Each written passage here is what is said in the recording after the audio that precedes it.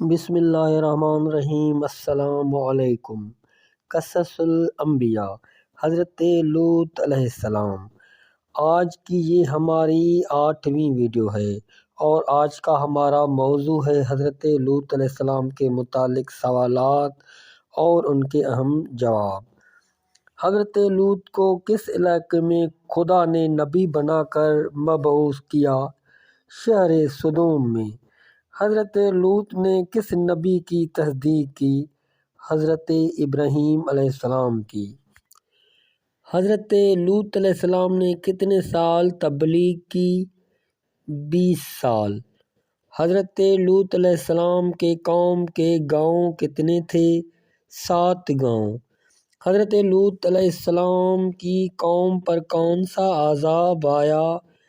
پتھر برسائے گئے اور زمین بوس ہو گئے۔ حضرت لوط کے قوم کے کتنے افراد عذاب میں مبتلا ہوئے؟ 40 لاکھ۔ حضرت لوط پر ایمان لانے والے کتنے افراد تھے؟ 2 بیٹیاں اور چند افراد۔ حضرت لوط علیہ السلام حضرت ابراہیم علیہ السلام کے کیا رشتہ میں لگتے تھے؟ خالہ زاد بھائی۔ حضرت لوط اور حضرت ابراہیم علیہ السلام کی مائیں آپس میں بلحاظ رشتہ کیا لگتی تھیں؟ آپس میں بہنیں تھیں۔ حضرت لوط اور حضرت ابراہیم کے ماؤں کے والد کا نام کیا تھا؟ لاحج۔ حضرت سارہ حضرت لوط کی رشتہ میں کیا لگتی تھی؟ بہن تھی۔ حضرت لوط کا نام قرآن میں کتنی بار آیا ہے؟ 27 بار۔ حضرت لوط علیہ السلام کی کافرہ زوجہ کا نام کیا تھا؟ کوابہ۔ کوابہ پر کون سا عذاب آسمان سے نازل ہوا؟ آسمان سے عذاب آیا، اس کو سیاہ پتھر میں مسخ کر دیا۔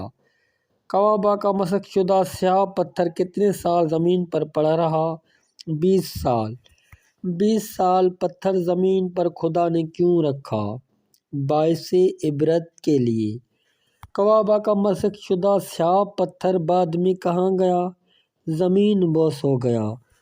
حضرت لوط کی قوم کو کون سے گناہوں میں مبتلا تھی؟ لواط بازی میں۔ حضرت لوط علیہ السلام کے گاؤں میں کتنے جنگی جوان رہتے تھے؟ ایک گاؤں میں 4 ہزار۔ حضرت لوط کی بیٹی کس نبی کی زوجہ اور کس نبی کی ماں تھی؟ حضرت اسحاق کی زوجہ اور حضرت یعقوب علیہ السلام کی ماں تھی۔ کچھ پیغمبروں کے نام ذکر کریں جن کے نام میں حرف یا شروع میں ہو۔ حضرت یعقوب علیہ السلام، حضرت یوسف علیہ السلام، حضرت یونس علیہ السلام، حضرت عیسیٰ علیہ السلام، حضرت یحییٰ علیہ السلام۔